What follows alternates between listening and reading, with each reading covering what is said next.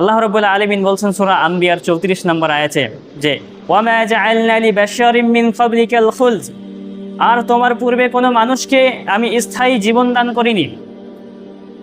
পৃথিবীতে ফিরআউন এসেছে, শক্তিশালী মানুষ, পাওয়ারফুল ব্যক্তি, তাকেও একটা নির্দিষ্ট সময়ের পর চলে যেতে হয়েছে। নূহ আলাইহিস সালাম 950 বছর দাওয়াত দিয়েছেন, তার 950 বছর পরেও তাকেও এই পৃথিবী ছেড়ে চলে যেতে হয়েছে। মনে রাখতে হবে, পৃথিবীতে থাকার জায়গা নয়, কাউকে এই পৃথিবী জায়গা দেয় না। আমরা যদি পৃথিবীর সর্বশ্রেষ্ঠ মানুষটার দিকে তাকাই, মুহাম্মদ রাসূলুল্লাহ সাল্লাল্লাহু আলাইহি সাল্লাম,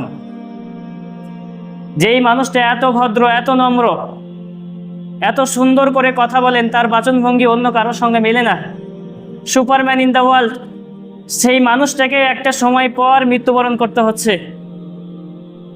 সেই মানুষটাকে যে দায়িত্ব দেওয়া হয়েছিল, সেই দায়িত্ব যখন শেষ, তখন তাকেও মৃত্যুবরণ করতে হচ্ছে। প্রচণ্ড জ্বর, মুহাম্মদ রাসূলুল্লাহ সাল্লাল্লাহু আলাইহি সাল্লাম যখন মৃত্যুবরণ করছেন, বারবার সেন্সলেস হয়ে যাচ্ছেন, ইমামতি করাতে পারছেন না, আবু বকর রাদিয়াল্লাহু তাআলা আনহুকে সামনে ঠেলে দিচ্ছেন।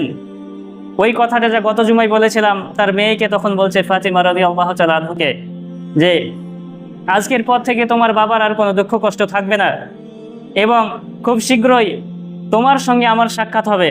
তার মানে আহলে বায়তের মধ্যে সর্বপ্রথম ফাতিমা রাদিয়াল্লাহু তাআলা আনহা মৃত্যুবরণ করবে নবী সাল্লাল্লাহু আলাইহি সাল্লামের পরে। সেই ব্যক্তিটাকেও একদিন মৃত্যুবরণ করতে হলো। সাহাবাদের হৃদয়টাকে একেবারে মুচড়ে দিয়ে মুহাম্মদ রাসূলুল্লাহ সাল্লাল্লাহু আলাইহি সাল্লাম এই পৃথিবী ত্যাগ করলেন। এই মানুষটাকে পৃথিবী ত্যাগ করতে হয়েছে, পৃথিবীর সমস্ত ব্যক্তিকে এই পৃথিবী ত্যাগ করতে হবে। কিন্তু আমরা এটা ভুলে যাচ্ছি। আমাদের অট্টালিকা, আমাদের দুনিয়ার সৌন্দর্য, দুনিয়ার প্রাচুর্য আমাদেরকে এই মহা চির সত্য থেকে ভুলিয়ে রেখেছে যে পৃথিবীতে মানুষ আজীবন থাকতে আসেনি। কোনো মানুষ এই পৃথিবীতে আজীবন থাকতে পারবে না। কোনো উন্নতর টেকনোলজি দিয়েও মানুষ আজীবন পৃথিবীতে বাঁচতে পারবে না। মৃত্যু জীবন কাউকে দেওয়া হয়নি এবং কাউকে দেওয়া হবে না। আল্লাহ তাআলা বলছেন যে আফাইম মিত্তা ফাহুমুল খালিদুন, সুতরাং তোমার মৃত্যু হলে তারা কি অনন্ত জীবন থাকবে? মুহাম্মদ রাসূলুল্লাহ সাল্লাল্লাহু আলাইহি সাল্লামকে মৃত্যুবরণ করতে হলো, তাহলে তার উম্মত কি আজীবন বেঁচে থাকবে? আমাদের কি মনে আছে সেই চিরসত্য বাক্যটার কথা যে আমরা একদিন মারা যাব? নবী সাল্লাল্লাহু আলাইহি সাল্লামকে আল্লাহ বলছেন যে আপনি যদি মৃত্যুবরণ করেন, আপনার যদি মৃত্যু হয়, তাহলে তারা কি আজীবন বেঁচে থাকবে?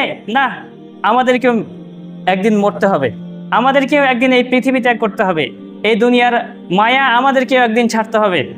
দুনিয়া কাউকে কোনোদিন জায়গা দেয় না, আর দেবেও না। পৃথিবীতে অনেক ব্যক্তি এসেছে যারা আজীবন বাঁচতে চেয়েছিল, বাঁচতে পারেনি। ফেরাউন আজীবন বাঁচতে পারেনি।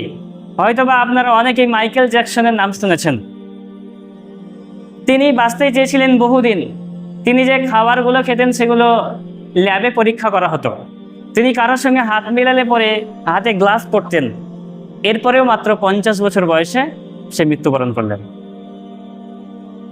এত কিছু করার পরেও তার যতটুকু হায়াত ছিল সে ততটুকুই বেঁচেছে, এর বেশি বাঁচতে পারেনি। আমরা কি মনে করি আমাদের হায়াত আজীবন? আমরা কি মনে করি যে আমরা কোনোদিন মৃত্যুবরণ করব না?